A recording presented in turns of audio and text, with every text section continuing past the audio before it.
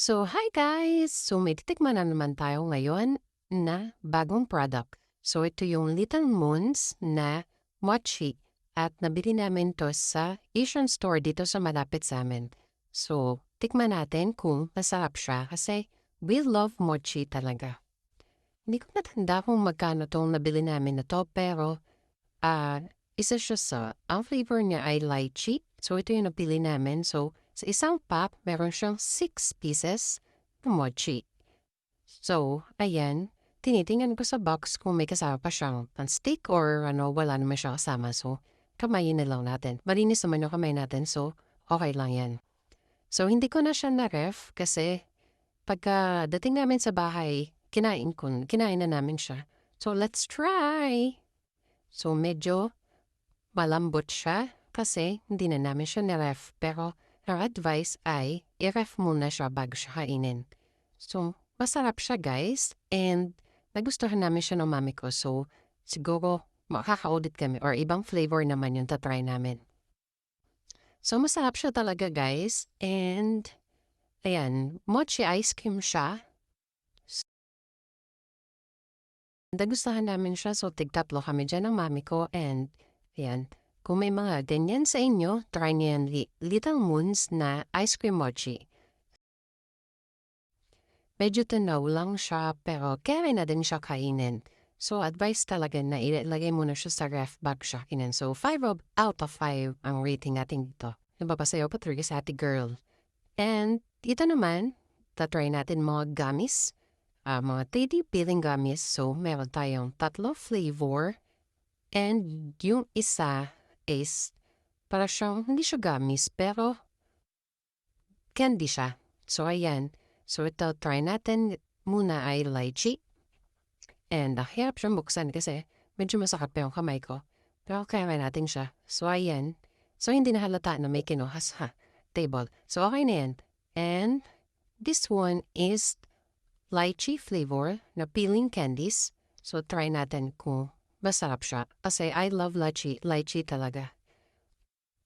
So, maliit lang siya. So, may individual pack siya.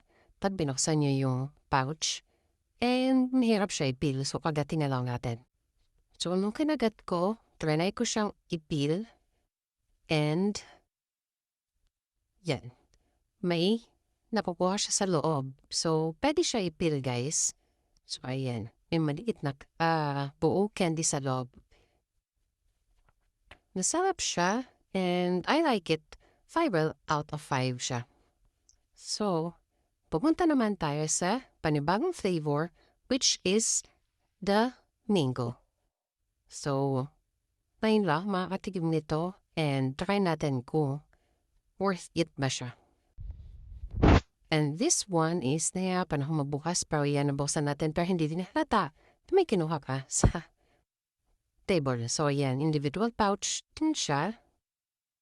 And, ayan, tingnan natin kung masarap ba siya compared din sa lychee.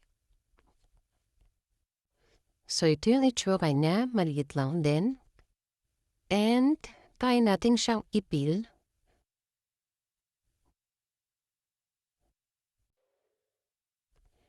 Mahirap siya ipil. Hindi siya katulad ng lychee na madaling ipil. Pero ito, hindi talaga. So, kainin na lang natin ng buo. And, okay naman siya. Masarap siya. Pero, mas gusto ko pa din yung lychee. So, next one is, tatay natin yung grapes. So, ito nga pala guys is from Korea. The 3D peeling gummies. Nabili din namin sa Asian store. So, ayan, ganun din. May mga individual pouches. And, try natin siya tikman.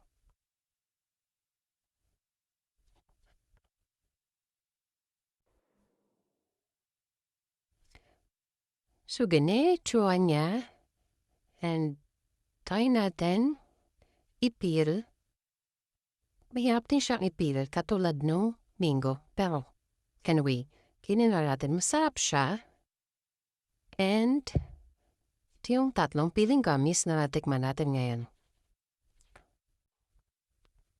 So, mas gusto ko guys is yung grapes. Nagustuhan ko siya. So, 5 out of 5 din siya sa akin. So, may isa pa tayo titikman. So, pa siyang blueberry na candy.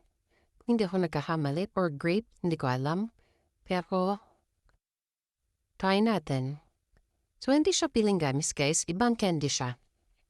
So, ayan. Hindi siya naka-individual kasi naka-ziplock naman yung pouch niya. So, ayan. Maliit lang din siya. So, tikman natin kung masarap. Okay naman siya, pero hindi siya bet. Hindi ko siya bet. So, mga 2 out of 5 lang siya sa akin. So, hindi ko siya bet. And gusto pa din yung mga piling gamis. So, mas gusto ko yung grapes, guys. Try nyo na. Bye!